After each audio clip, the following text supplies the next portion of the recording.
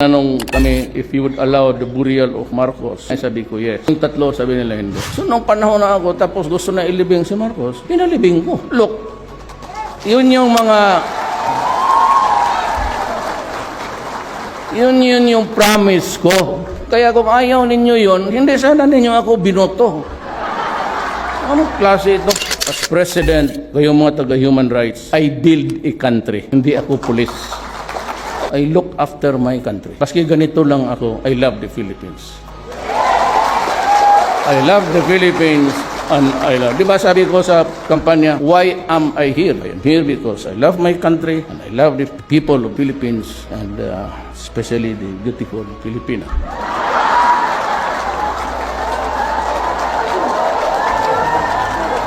Kung nandito yung anak kong babae, ang gagalit na.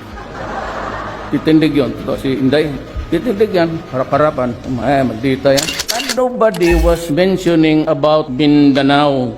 Taga Mindanao kami. Kung nagbubumbahan doon dito sa Pilipinas, nauuna kami. Simbahan, airport, Pantalan. So, I'm extra scared ako noon. Kung walang tao na magtutok. Yan lang ang promises.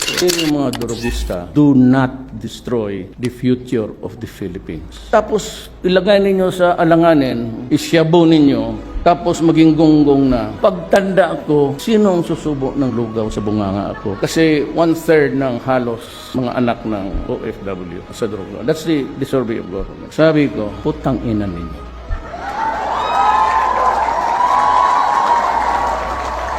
Ang mga tatay nito na sa ibang bansa, nagpapakamatay. Ang mga nanay nito sa isang bansa, sometimes rape, abuse, sinisikbura na yan para na makapagdala ng pera.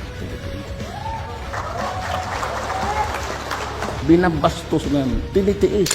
I am a president for peace. I cannot be a wartime president. And I cannot afford to fight with anybody, especially to wage war against my own people. So whether we like it or not, alam nila, Lisa, yan, that open ako and I just released about 14 prisoners from Bilibid, yung mga komunista na convicted na. The higher interest of the people must prevail. Pagka mayroon niyang 8888, that's the hotline. Sabihin mo lang, kung ayaw mong sabihin mo yung taong nirereklamo mo, ito si Juan de la Cruz, pabalik-balik ako sa opisina, kukuha ng permit, clearance, at pabalik-balik na lang ako. Ang hanggang ngayon wala pa. Kaya nangyari sa Bebo Tando.